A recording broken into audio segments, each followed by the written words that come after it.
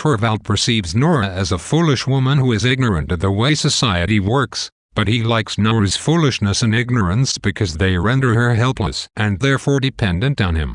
It soon becomes clear to us that Nora's dependence, not Torvald's love for Nora as a person, forms the foundation of Torvald's affection for her. In Act 1, Torvald teases Nora about wasting money but then tries to please her by graciously giving her more. Similarly, he points out her faults but then says he doesn't want her to change a bit. He clearly enjoys keeping Nora in a position where she cannot function in the world without him, even if it means that she remains foolish.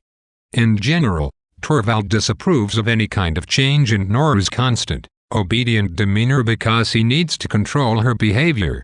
When Nora begins to dance the tarantella wildly in Act 2, he is unsettled.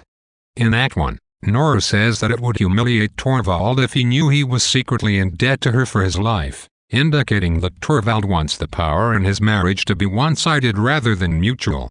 By the end of Act 3, both Nora and Mrs. Linde have entered new phases in their lives.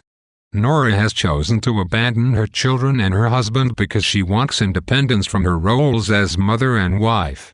In contrast, Mrs. Linde has chosen to abandon her independence to marry Krogstad and take care of his family. She likes having people depend on her, and independence does not seem to fulfill her. Despite their apparent opposition, both Nora's and Mrs. Linde's decisions allow them to fulfill their respective personal desires. They have both chosen their own fates, freely and without male influence. Ibsen seems to feel that the nature of their choices is not as important as the fact that both women make the choices themselves. 1. What is the relationship between Mrs. Linde's arrival and Nora's awakening and transformation? 2. In Act 1, Mrs. Linde describes Nora as a child. Is this assessment of Nora's state of development valid? 3.